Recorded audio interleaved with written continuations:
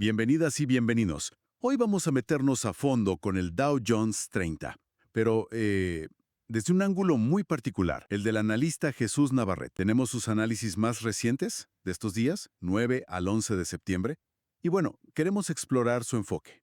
Exacto. Y lo interesante de Navarrete es que siempre presenta como una tensión, ¿viste? Por un lado, él se apoya mucho en sus herramientas técnicas, como su calculador Milton, que seguido le dan señales alcistas. Pero al mismo tiempo, tiene una desconfianza, pero profunda, del panorama macroeconómico general. Sí, es como una lucha interna en su análisis, ¿no? Siente que el mercado como que no pisa tierra firme económicamente hablando. Usa palabras fuertes, como cocinadera, para hablar de movimientos que él cree que son, bueno, artificiales o hasta manipulados. Totalmente. Y esa desconfianza no es porque sí. Él señala cosas concretas. Por ejemplo, la caída en las ofertas de empleo, la encuesta JOLTS, ¿viste? También la presión de los aranceles, Mm. la acumulación récord de oro que están haciendo los bancos centrales, a niveles que no se veían desde el 96.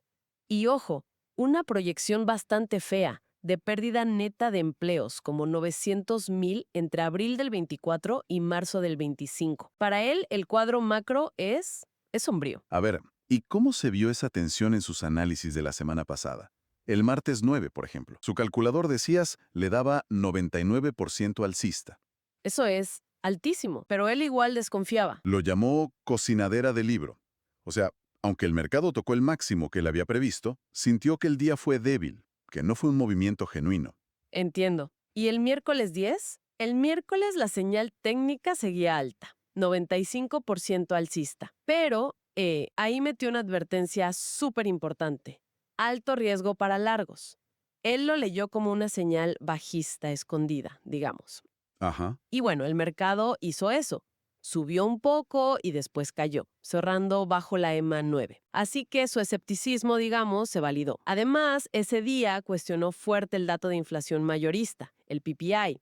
Dijo que los inventarios estaban pintados, como maquillados. Ya. Para el jueves 11, con el dato de inflación al consumidor, el IPC, su desconfianza era Total, ¿no? absoluta. Ya venía diciendo que esperaba cifras manipuladas.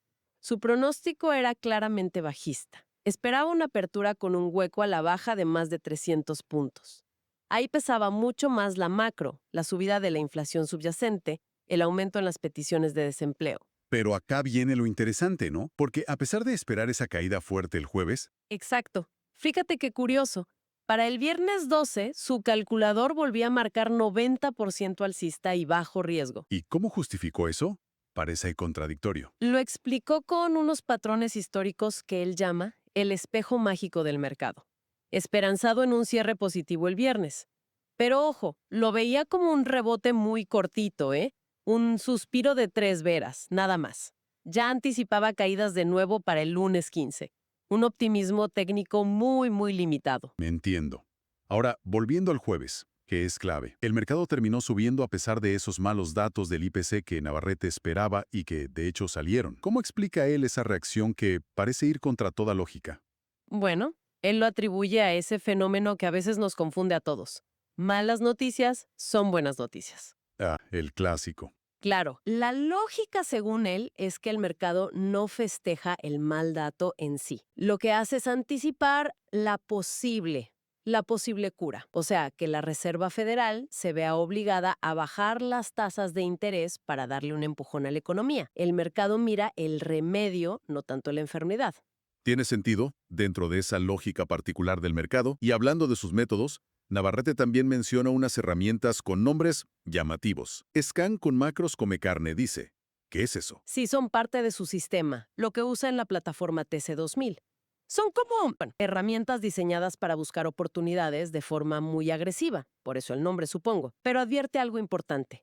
Dice que tienen fecha de caducidad, unos 210 días más 45 de gracia, y hay que actualizarlas sí o sí. Por eso critica los planes anuales, que no permiten esa gestión. Ah, mira qué detalle. Y también insiste mucho en sus algoritmos de entrada y salida.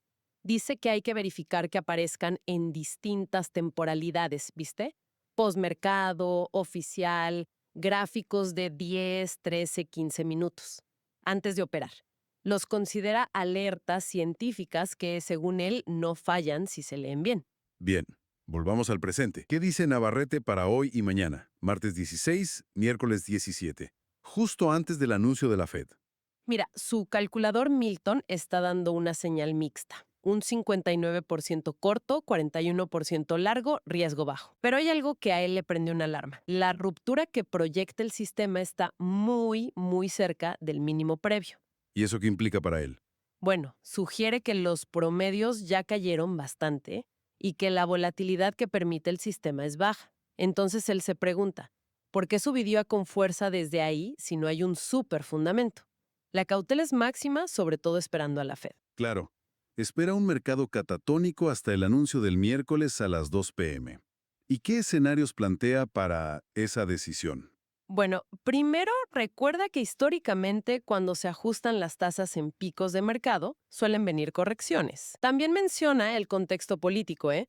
El riesgo de un impeachment a Trump si pierde las cámaras, aunque bueno, nosotros solo reportamos lo que él dice al respecto. Entendido. ¿Y sobre la Fed específicamente? Plantea dos escenarios principales para el recorte de tasas. Si el recorte es de solo 0.25 puntos, Navarrete y su grupo creen que no es suficiente, que la reacción del mercado sería negativa, o sea, una caída, no movería mucho la aguja en bonos o hipotecas. ¿Y si el recorte es mayor, de 0.50? Ahí hay debate dentro de su círculo. Él personalmente espera una subida fuerte, de más de 500 puntos. Ve al índice rompiendo el rango actual, yendo hacia los 46.200. Pero otros de su grupo son más cautos. Ven una subida así, pero menor a 500 puntos. Hay distintas visiones ahí. Entonces, para resumir, el análisis de Navarrete sobre el Dow Jones nos deja una imagen bastante compleja, ¿no? Indicadores técnicos que a veces le dicen sube, pero siempre bajo la sombra de una visión macro muy pesimista y una desconfianza grande hacia los datos oficiales. Y todo esto intentando adivinar cómo va a reaccionar el mercado a cosas tan clave como la decisión de la Fed. Exacto. Y nos deja pensando, ¿no? En este entorno donde una mala noticia económica puede increíblemente impulsar al mercado hacia arriba, solo por la expectativa de que venga más dinero fácil. ¿Cómo ponderamos el análisis fundamental de toda la vida frente a estas reacciones que parecen ir contra la intuición? ¿Dónde ponemos la confianza final? ¿En los datos duros de la economía real o en la interpretación técnica que intenta, como dice Navarrete, navegar este caos? Es una pregunta interesante para seguir masticando.